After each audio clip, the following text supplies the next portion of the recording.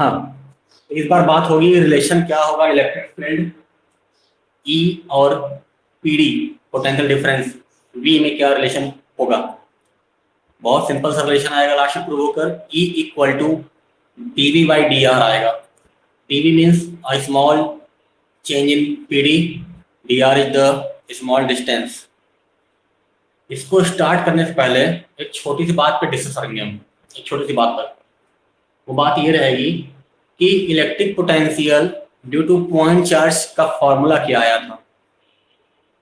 Electric potential due two point charge, किसी point charge की वजह से पी पॉइंट पर कितना पोटेंशियल आया था।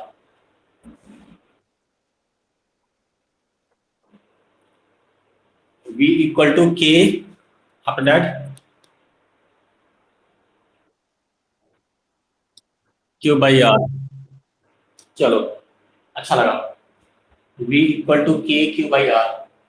जब कोई सोर्स चार्ज हो और वहां से ये एक सोर्स चार्ज है और यहाँ से हमको पता करना है यहाँ पर पोटेंशियल आर डिस्टेंस पर पॉइंट पी है, तो फॉर्मूला आएगा यहाँ पर इलेक्ट्रिक पोटेंशियल का इस सोर्स चार्ज की वजह से के क्यू बाई आर। ओके, कुछ याद हो अगर तो हम लोगों ने कल ये पढ़ा था V equal to K Q by are. के भी कांस्टेंट है और क्यू भी कांस्टेंट है, तो बचा क्या मेरे पास है, मेरे पास ले देखो बचा क्या है, आर बचा हुआ है। तो हम कह सकते हैं जो पोटेंशियल है इलेक्ट्रिक पोटेंशियल है वो इनवर्सली है आर के, हम ऐसा कह पाएंगे।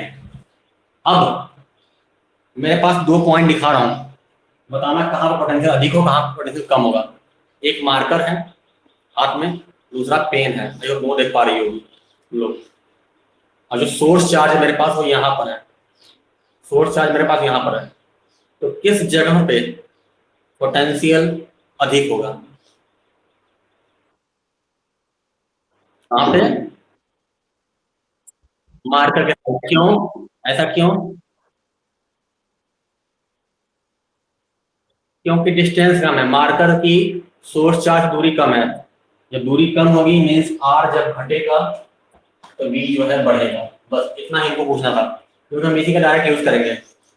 यदि इतना फिजिक्स वाले टर्म्स यूज समझ नहीं आ रहे हैं, इतना फिजिक्स वाले टर्म्स समझ नहीं आ रहा है, तो एक सिंपल सा जनरल एग्जाम्पल ले समझते हैं।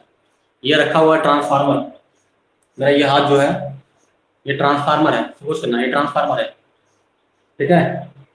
अब दो चीजें हैं, दो बंदे खड़े हुए हैं, एक बंदा है ये ब्लू मार्कर, एक बंदा है ये ऑरेंज मार्कर, ये ट्रांसफार्मर है। किसको ज्यादा खतरा है जान जाने का? ब्लू मार्कर को। तो ब्लू मार्कर जो है वो ज्यादा क्लोज है किसके, ट्रांसफार्मर के। ट्रांसफार्मर का जो इलेक्ट्रिक फील्ड होगा, पोटेंशियल डिफरेंस होगा, इलेक्ट्रिक फील्ड होगा वो इस पे ज्यादा होगा, तो इसका पोटेंशियल ज्यादा होगा, मीन्स ज्यादा चांसेस हैं ट्रांसफार्मर जो है इनको खींच लेगा। ऐसे खींचने के कम चांसेस, मतलब यहाँ ज्यादा पोटेंशियल होगा यहाँ कम होगा। चलो आते हैं, हम समझते हैं, ध्यान देना बहुत सिंपल टॉपिक है और बड़ा इंपॉर्टेंट क्वेश्चन भी है। ओरिजिन ओ है, ये रहा मेरा origin O plus Q source charge है, प्लस क्यू एक सोर्स चार्ज है, ठीक है। एक पॉइंट है यहाँ पर ए, तुम्हारे नोट्स में बी लिया हुआ मैंने, मैं ए लिख करता हूँ, अलग करता हूँ। दूसरा पॉइंट यहाँ पर है बी। ए और बी की बीच की डिस्टेंस है वो कितना है, पता है, डी आर। कितना दूरी है इनके बीच में, जो दूरी है वो डी आर है, बहुत स्मॉल है डी आर। चलो, यदि ए का पोटेंशियल हम मान रहे हैं V, यदि इसका पोटेंशियल मान रहे हैं V, तो B का पोटेंशियल A से कम होगा कि A से अधिक होगा? श्योर हो A से कम होगा? हाँ बिल्कुल श्योर हो, ये डिस्टेंस कम है और ये डिस्टेंस ज्यादा है, तो यदि मैंने इसको V माना हुआ है तो ये पक्का है V से कम होगा। कितना कम होगा हमें पता नहीं है, तो हम मान लेते हैं इसका पोटेंशियल कितना है, V माइनस dV है। कितना है, V माइनस dV है, ठीक। और कहीं अगला पॉइंट यहाँ C भी होता तो उसका पोटेंशियल और कम होता, आगे बढ़ते जाते पोटेंशियल कम होता जाता। अब मान लो मैंने कहीं A का पोटेंशियल मैंने मान लिया है V प्लस dV, मैंने A का पोटेंशियल मान लिया है V प्लस dV, तो फिर B का पोटेंशियल क्या होगा? V प्लस dV से कम, V प्लस dV से अधिक? V प्लस dV से कम। तो मैंने नोट में ऐसे लिखा होगा, यहाँ पर V प्लस dV लिया है, यहाँ V लिया होगा, जब यहाँ V लोगे तो इसके आगे जो होगा अधिक होगा, इस बात से कर रहे हैं। चलो, तो इस प्लस Q चार्ज की वजह से हमें यहाँ पर निकालना है इलेक्ट्रिक फील्ड B पर। तो जहां पे इलेक्ट्रिक फील्ड निकालना है, मैंने कहा था आप क्या मान लो, क्यू नॉट। मैंने कवर किया, पूरा किया, तो मैंने यहां मान लिया एक ब्रैकेट में क्यू नॉट। जैसे मैंने क्यू नॉट माना, मुझे दिखने लगा, क्या दिखने लगा कि इस पे कौन सा फोर्स होगा, कौन सा फोर्स होगा इस पे, इसकी वजह से इस पे कौन सा फोर्स होगा, इम्पल्सिव, उसको ढकेलने देगा, हिंदी में बोला जाए तो जिधर फोर्स लगेगा उधर इलेक्ट्रिक फील्ड भी होगी, मतलब इधर इलेक्ट्रिक फील्ड आएगी, तो कितनी होगी E, ठीक है। तो कितना फोर्स लगेगा, लिखेंगे हम लोग क्या, force at B due two plus Q, निकालते हैं। फोर्स एट B किसकी वजह से, due two plus Q, source charge की वजह से। तो हमने पढ़ रखा हुआ है E इक्वल टू क्या होता है, F बाई Q नॉट पढ़ा हुआ है। E इक्वल टू, यहां से F कितना होगा जी, F equal to Q not E। इतना फोर्स लगेगा, इतना फोर्स लगेगा किस पे, इस Q नॉट पे, F equal to Q not E। Positive होगा क्योंकि इधर ही फोर्स, इधर इलेक्ट्रिक फील्ड है। चलो दूसरी बात, इतना फोर्स उस पे लग रहा है, वेरी गुड। अब हमको बात करनी है किस पे की, वर्क डन निकालना है। हमको क्या निकालना है, वर्क डन निकालना होगा। जब इस Q नॉट को हम लोग A से B, सॉरी इस Q नॉट को हम लोग B से A, कहां B से A मूव करा रहे हैं, इतना डिस्टेंस dr, ठीक है, मूव करा रहे हैं, तो कितना होगा वर्क डन, तो लिखेंगे क्या, वर्क डन व्हेन, कब, Q not move from B to A। तो W इक्वल टू क्या होगा जी, F D cos theta. Theta कितना होगा यहाँ पर, 180, श्योर हो कि 180 ही होगा, दिखाऊं करके, इधर लग रहा है फोर्स, इसको इधर लेके आ रही हो, कितना एंगल बना यहाँ पर, 180। चलो, तो W इक्वल टू F कितना है, ये आया है Q नॉट E, dr हो गया और -1 हो गया, दैट्स द फर्स्ट इक्वेशन। तो W इक्वल कितना आ गया, Q not E dr with in bracket -1। I hope इतना तुमने लिख लिया होगा, ना लिखा हो जैसे बोर्ड भरता है स्क्रीनशॉट, जरूरत नहीं है, वैसे भी रिकॉर्डिंग क्लास तो मिलती है। तो ये इसकी बात हो गई, हमने इतना कहानी प्रूव किया, तो W equal to Q not E dr -1 आया। अब इतना इरेज कर गए, अब क्या करना चाहेंगे हम लोग, by the definition of PD, PD का डिफिनेशन क्या कहता है,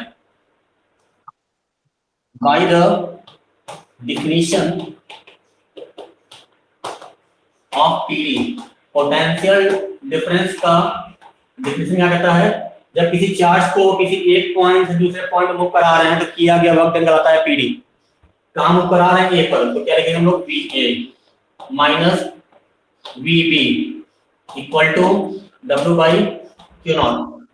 V का कितना पोटेंशियल मैंने लिया हुआ है, V लिया हुआ है, माइनस VB का पोटेंशियल कितना लिया हुआ है मैंने, ब्रैकेट में V minus DB equal to क्या, W by Q not.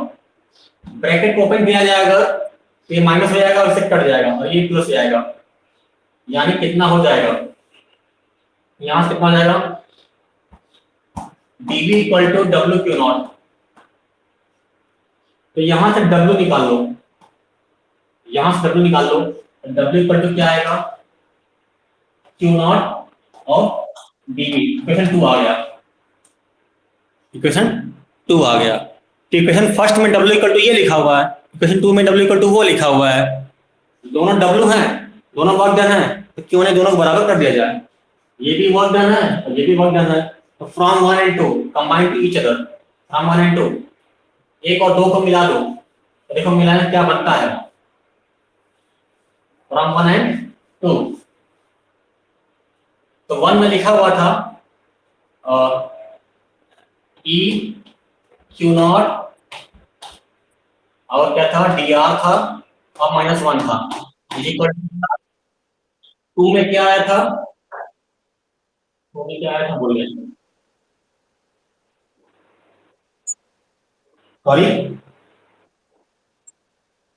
Q not V dV, dV आया था। ओके, ये क्यू नॉट कट गया, तो यहां से ई निकालना है, ई इक्वल टू क्या जाएगा, माइनस डी आर है पूरा डिवाइड हो जाएगा, तो D V by D R with minus sign.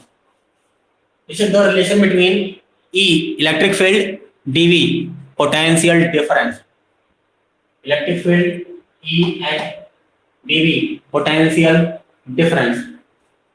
इसको अब हम लोग, it is also called the rate of change of potential difference, sorry rate नहीं, the change of potential with distance और with length is also called potential gradient. मतलब D V by D R को हम लोग पोटेंशियल ग्रेडियंट भी कहते हैं। तो हम क्या डिफाइन कर सकते हैं, हम ये कह सकते हैं the negative of potential gradient, the negative of potential gradient is equal to the electric field, is equal to the electric field। potential gradient का नेगेटिव वैल्यू जो होता है इलेक्ट्रिक फील्ड के बराबर होता है। तो कभी कभी रिलेशन ऐसे भी आ सकता है, डिराइव और relation between electric field and potential gradient. तो कहोगे पोटेंशियल ग्रेडियंट पढ़ा है नहीं आपने, पढ़ाया हुआ मैंने, ये पढ़ाया। दूसरी बात यहां पर ये आती है कि ये माइनस साइन क्या शो कर रहा है, ये माइनस साइन क्या शो कर रहा है इसमें, थोड़ा ध्यान दो, अगर थोड़ा ध्यान दो, इलेक्ट्रिक फील्ड जो है इधर की ओर है, ये पॉइंट ए है, पॉइंट बी है, पॉइंट सी होगा, मान लो कुछ देर के लिए मानते हैं पॉइंट सी है, पॉइंट डी होगा, पॉइंट ई होगा, वगैरह वगैरह। तो जैसे हम लोग सी डी ई पर जाएंगे तो पोटेंशियल क्या हो रहा होगा, घट रहा होगा कि बढ़ रहा होगा, घट रहा होगा, श्योर है ना, क्योंकि दूरी बढ़ रही है। जितना ही हम ट्रांसफार्मर से दूर जाएंगे उतना ही हमको शॉक लगने का चांसेस कम से कम होगा। Means electric field minus sign show that electric field is in the decreasing direction of, decreasing घटना हुआ, electric field is in the decreasing direction of potential difference. Minus sign ये शो कर रही है कि इलेक्ट्रिक फील्ड कहां पर है, in the decreasing direction of electric field. I hope this is clear. I hope. If any doubt in this topic, you can ask. Okay, no doubt. कुछ है भी नहीं इसमें कि ऐसा कुछ है भी नहीं इसमें। याद रखना E equal to D by D R, numerical point of view से E equal to V by R, numerical point of view से, जो कि चैप्टर फर्स्ट में एक जगह मैंने यूज किया था न्यूमेरिकल, याद है, E equal to V by D या वी बाई एल, कहीं कहीं न्यूमेरिकल लगा है चैप्टर वन में, चैप्टर वन में कहीं कहीं लगा हुआ है। कहाँ लगा पता है, मुझे याद है, जब दो पैरेलल प्लेट कैपेसिटर थे उनके बीच में लगा हुआ होगा, देखोगे तो पोटेंशियल पूछा था वहां पर, याद करना चैप्टर वन में।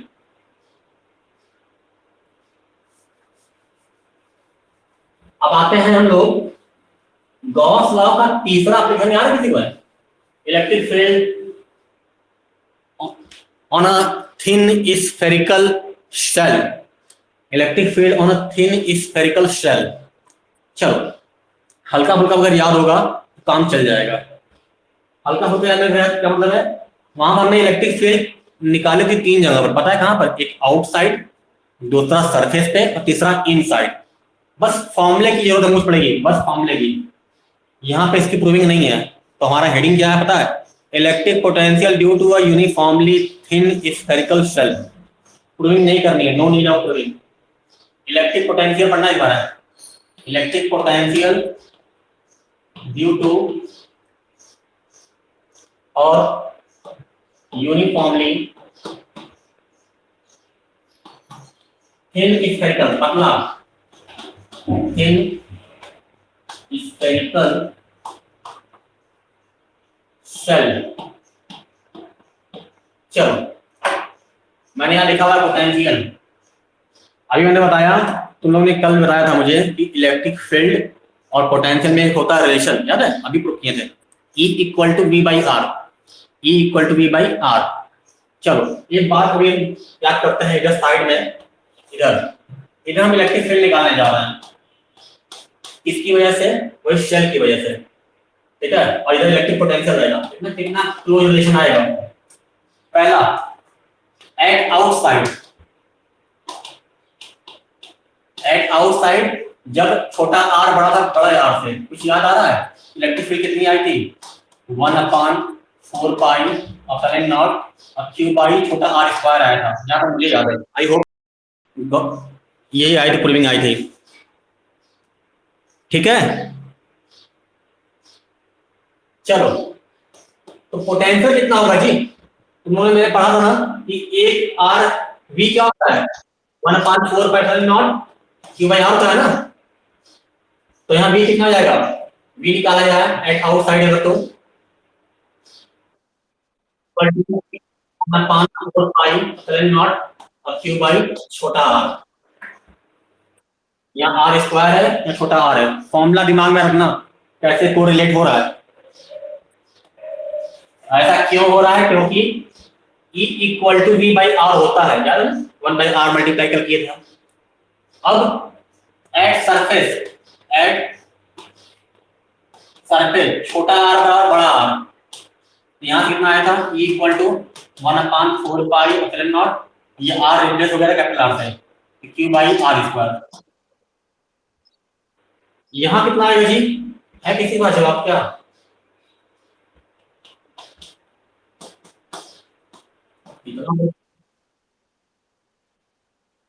यार एक बार गायब कर दो। तीसरा, तीसरा ही थोड़ा पाएगा, परेशान करेगा। ये तीसरा जो है ये थोड़ा परेशान करेगा। अंदर कितनी आई थी?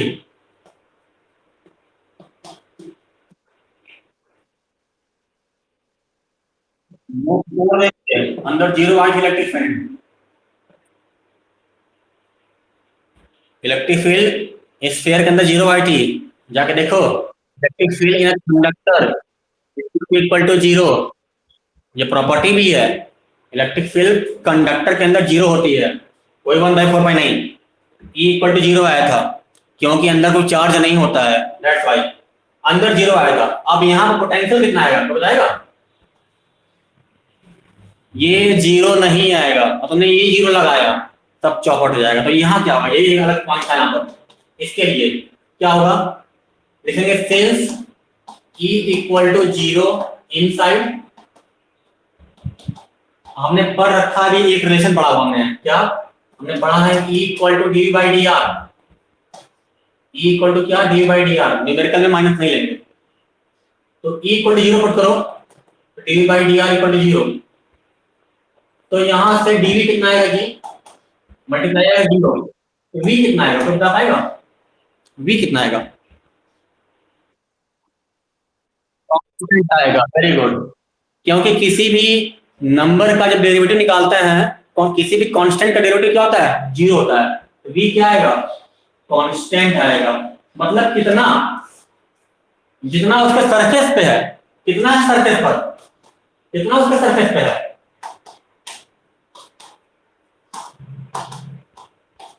जितना उतना उसके अंदर भी आएगा। कितना सरफेस पे है जी?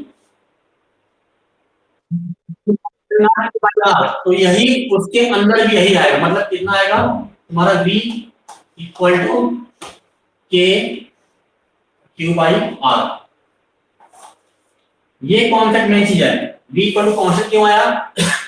साइड में देखो इधर, कॉन्सेप्ट क्यों आया? साइड देखो इधर, बहुत पढ़ाया गया बेसिक्स में। क्या यदि याद है? x equal to 5t plus 2 लिखा हुआ है, तो dx बाई dt क्या होता था?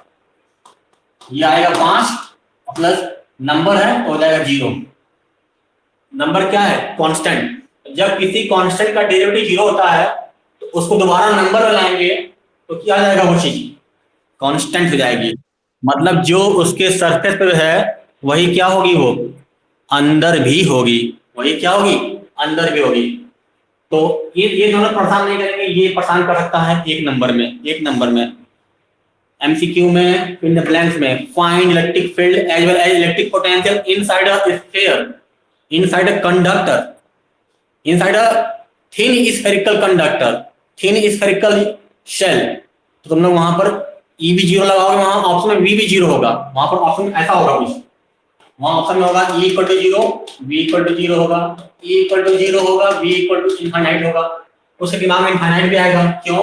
तो पढ़े हैं v बाई आर, तो कहेंगे सर जब ई जीरो हो गया v निकालना है, नहीं तो जी का भी जीरो होगा जी, इनफाइनाइट नहीं होगा, ये आर मल्टीप्लाई जाएगा। तो वहां ऐसे बहुत सारे कंफ्यूजिंग टाइप के क्या ऑप्शंस रहेंगे जो काफी ज्यादा आपको कंफ्यूज करने के लिए रखे जाएंगे।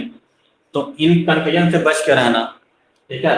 v जीरो नहीं होता है, कितना होता है फिर अंदर, जितना उसके सरफेस पे पोटेंशियल है, यदि सरफेस तो उसके ये कोई कुछ देर के मान लेते हैं, कुछ देर के लिए ये थिन स्फेरिकल है तो स्फेरिकल नहीं है मेरे पास, कोई फुटबॉल टाइप का लोहे का ये है।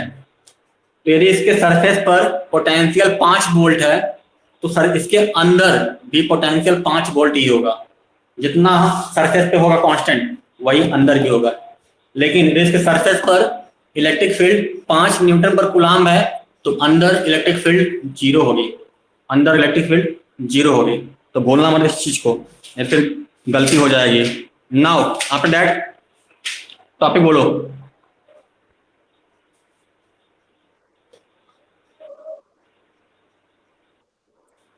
नोट,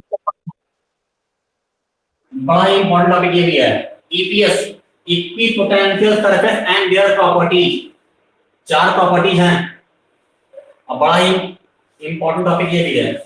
यदि वो थ्योरी पूछते हैं तो ये पढ़ा रहा कॉन्सेप्ट में, ये थ्योरी नहीं है, जो मैं बता रहा हूँ ईपीएस ये थ्योरी नहीं है। फिजिक्स में थ्योरी बिल्कुल नहीं है, फिजिक्स में आप बोलोगे न्यूमेरिकल्स है, प्रूविंग है और कॉन्सेप्ट है, थ्योरी मतलब नहीं भूल गई, फिजिक्स में थ्योरी है, क्योंकि नहीं थ्योरी नहीं है। थ्योरी में वो जो रटना हो, यहाँ रटने कॉन्सेप्ट नहीं है, यहाँ हर जगह क्या है कुछ ना कुछ लॉजिक लग के वो बनेगी। Now EPS, equi potential surface, equi potential surface, इसको हम शॉर्ट फॉर्म में पढ़ेंगे हर जगह ईपीएस।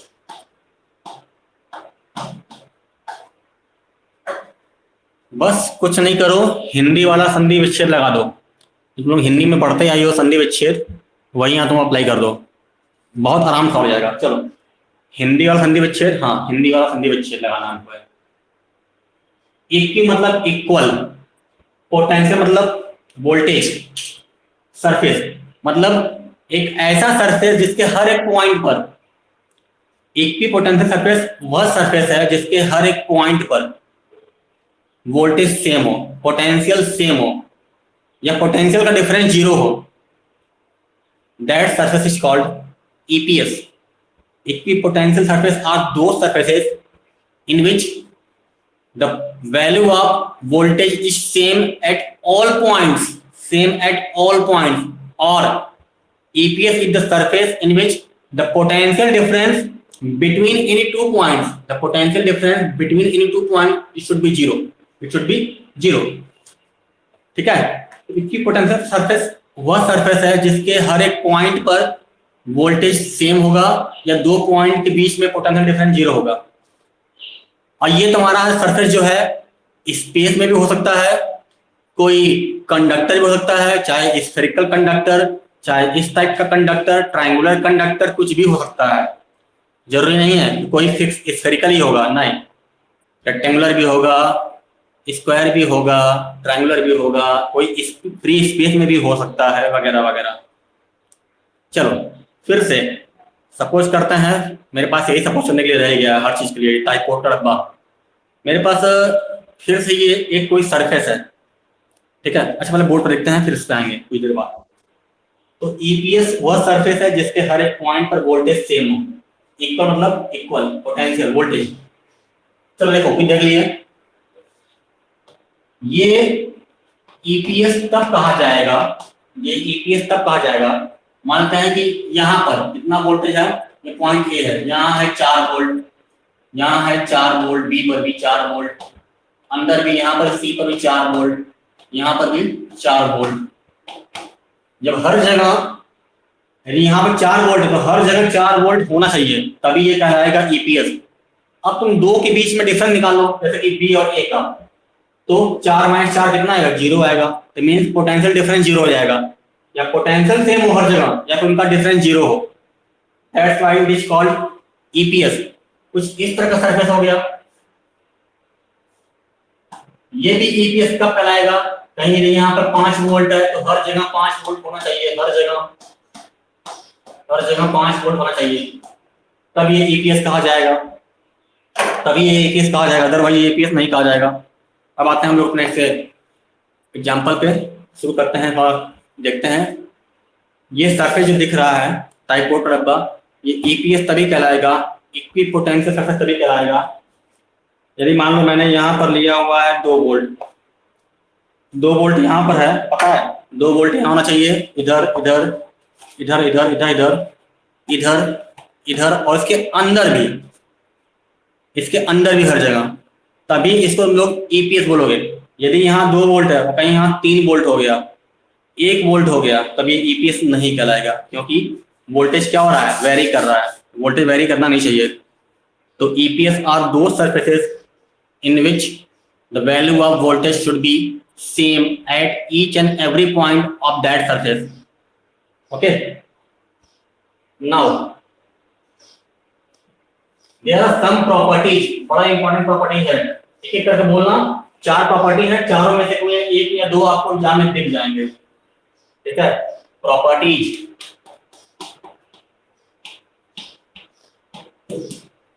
प्रॉपर्टीज ऑफ ईपीएस, और समझने की कोशिश करना, जहां जहां नोट्स में रीजन लिखा होगा वही यहां इंपॉर्टेंट है। प्रॉपर्टीज ऑफ ईपीएस, पहली प्रॉपर्टी बोल दो भैया। Sorry, no work done.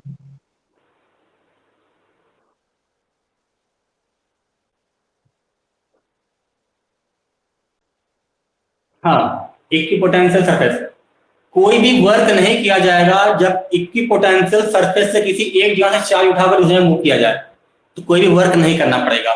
No work is done when a charge is moving from one point to other point on equipotential surface.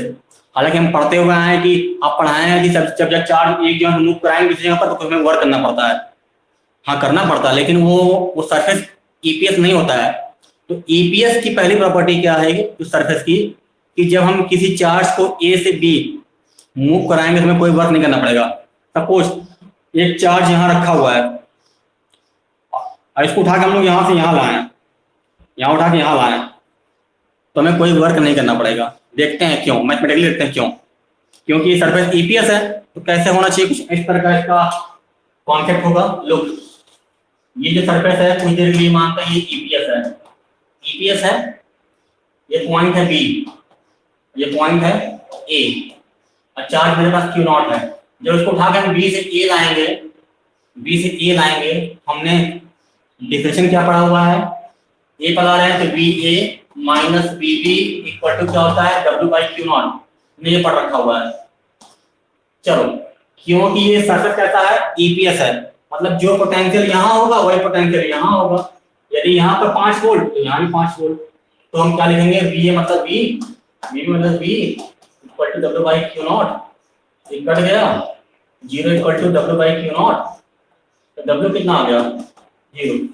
No work, no work is done when moving a test charge on a equipotential surface, किसी भी work की जरूरत नहीं पड़ती है जब test charge को EPS पे मूव कराया जाता है। Next topic, next point,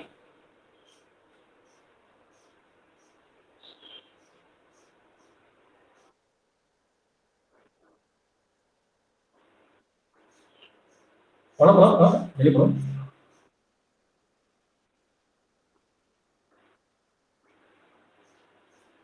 read Ananya.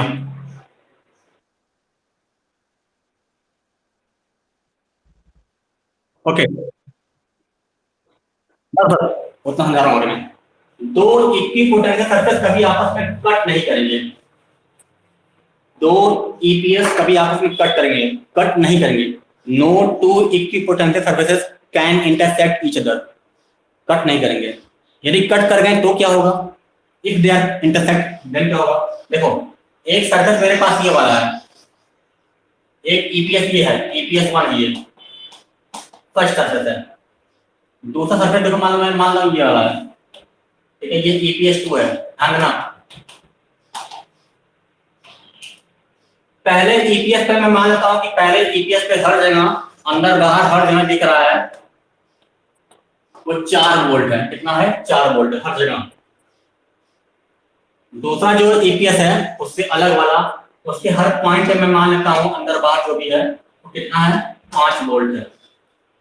ये दो इक्वी पोटेंशियल सरफेस कट कर जाएंगे तो at the point of intersection, यहां कटा हुआ है गोला किया मैंने और यहां कटा हुआ है मैंने गोला किया, तो at the point of intersection it will show two potential. तो यहां पर दो पोटेंशियल दिखाएगा, एक इसका 4 वोल्ट भी दिखाएगा और एक इसका 5 वोल्ट भी दिखाएगा। इसी तरह यहां पर भी 4 वोल्ट दिखाएगा और 5 वोल्ट भी दिखाएगा। लेकिन अभी हमने ये पढ़ा कि ईपीएस वह होता है जिसके ईच पॉइंट पर, हर एक पॉइंट पर पोटेंशियल सेम हो। लेकिन यहाँ क्या हो गया, यहाँ 4 है, यहाँ तो आपका आई 4 और 5 हो गया, ठीक है। तो इसीलिए two EPS can not intersect each other, if they intersect then there will be two potential at the point of intersection which is not possible, जो कि पॉसिबल नहीं है।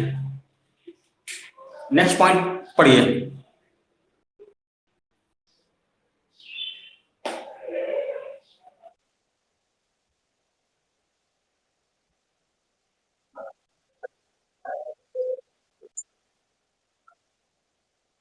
Thank you. इलेक्ट्रिक फील्ड्स जो होती हैं, इलेक्ट्रिक फील्ड बहुत पास पास होती हैं, इलेक्ट्रिक फील्ड जो होती है बहुत पास होती हैं। कहां पर, in the region of strong electric field and they are farther in the region of weak electric field. ये क्या कह दिया, ये पॉइंट इसको समझना पड़ेगा हमको। तीसरा प्रॉपर्टी तो मैंने कुछ देर पहले पढ़ा, रिलेशन पढ़ा है क्या, कि E इक्वल टू क्या होता है, V बाई आर, ठीक है। क्योंकि V जो है पोटेंशियल हर जगह कांस्टेंट है, तो V को अभी हम हटा लो, किनारे कर दो, तो हम यहां से ये लिख सकते हैं E 1 by proportional 1 by R. V मैंने क्यों हटा दिया, क्योंकि ईपीएस है और पोटेंशियल हर जगह कांस्टेंट है, हम देख चुके हैं, तो ये कांस्टेंट है तो फर्क पड़ेगा नहीं। तो E इनवर्सली प्रोपोर्शनल टू है किसके, डिस्टेंस के। यहां से ये भी हो सकता है कि R proportional to 1 by E। चलो हमें इसी की जरूरत थी।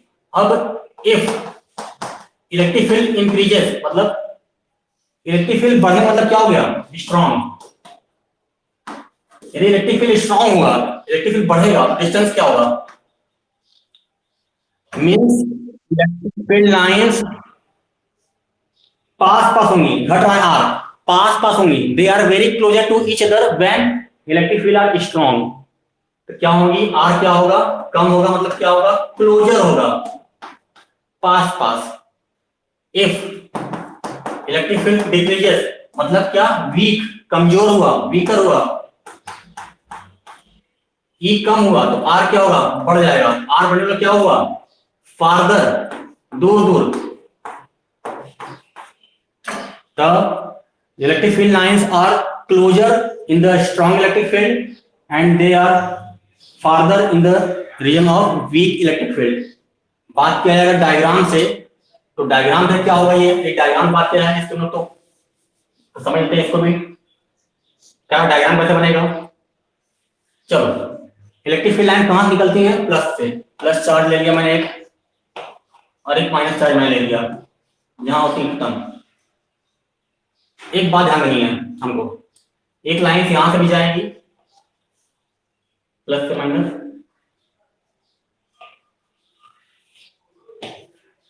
जैसे ही हम इस चार्ज से दूर जाएंगे फील्ड लाइन के बीच में गैप बढ़ जाएगा। ये देखो, ये गैप देखो और ये गैप देखो।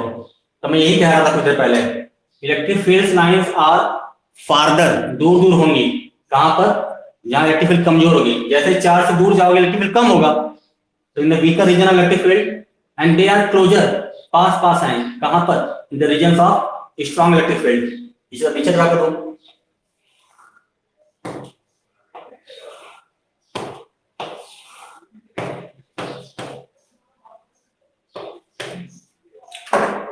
This point should be clear or not?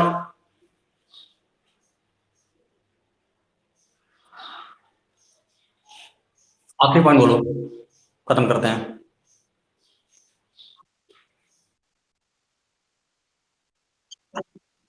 देखो दोबारा फिर से ही आ गया, एक बार फिर से तुम्हारी की मुलाकात हुई थी एक बार नवी चट्टान में, फिर ये आ गया। मैंने कहा था कि दोबारा मिलेगा।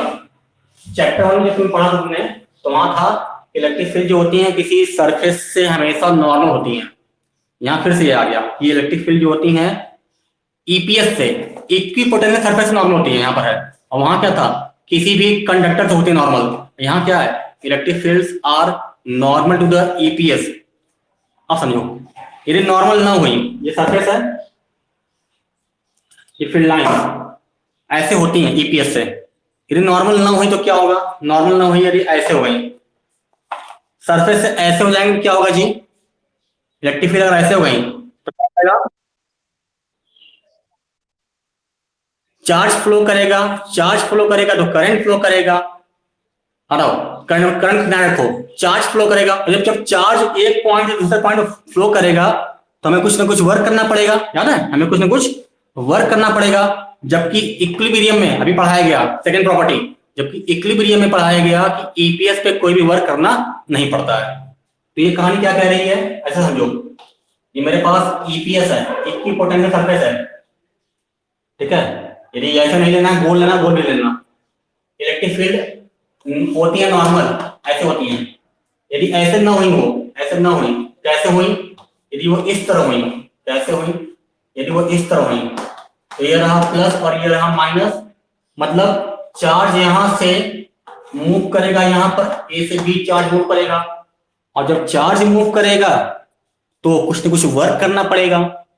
जबकि मैंने अभी पहली प्रॉपर्टी पढ़ाई है, no work is done on EPS, EPS में कोई वर्क नहीं करना पड़ता है। इसीलिए इलेक्ट्रिक फील्ड जो होती हैं ईपीएस से हमेशा नॉर्मल होती हैं, ईपीएस से हमेशा नॉर्मल होती हैं। इन केस ऑफ स्फेरिकल बनाना है, सर्कुलर अगर, तो रेडियली आउटवर्ड, ये ईपीएस मेरे पास है सर्कुलर टाइप का, तो कैसे होगा इससे electric field, radially outward perpendicular बनाना, 90 डिग्री, जहां जाना हमेशा 90 में आना दोनों बीच में। ये ईपीएस है और ये इलेक्ट्रिक फील्ड। अब तुम लोग के पास बचा हुआ है तुम लोग का टाइम, क्वेरी और टाइम। और तुम लोग को क्वेरी कोई है अगर तो पूछो हमसे।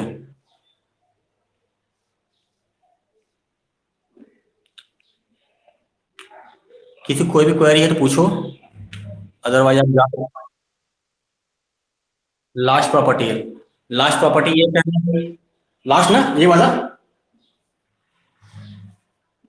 ये सिद्धिका, दिस वन ना, electric field is always normal to the surface of EPS. Electric field जो होती है किसी भी ईपीएस से नॉर्मल होती हैं, ऐसे। नॉर्मल ना हुई तो क्या होगा, मैंने कहा था नॉर्मल ना हुई, ऐसे होती हैं, चाहे वो सरफेस ईपीएस का हो चाहे वो कंडक्टर को, हमेशा होती है नॉर्मल। नॉर्मल ना हुई यदि इसका कंपोनेंट कैसा हो गया, ऐसा हो गया, पैरेलल हो गया, ऐसे। जब पैरेलल रहेगा तो इलेक्ट्रिक फील्ड लाइंस क्या होती हैं, प्लस से माइनस, प्लस से माइनस होंगी। जैसे इलेक्ट्रिक फील्ड मिलेगा उसको, तो इलेक्ट्रॉन जो है इलेक्ट्रिक फील्ड के उल्टा इलेक्ट्रॉन मूव करेगा। इलेक्ट्रॉन क्या है, एक चार्ज है, जब चार्ज मूव करेगा तो पता है बाय डेफिनेशन क्या होती है, जब चार्ज एक पॉइंट से दूसरे पॉइंट मूव करता है तो हमें कुछ ना कुछ वर्क करना पड़ता है। जबकि हम लोग पहले पॉइंट पढ़े हैं प्रॉपर्टी में कि ईपीएस पे कोई वर्क नहीं होता है क्योंकि पोटेंशियल सेम होता है। That's this one. Any other query to anyone? No? So you can leave the class. Thank you for joining.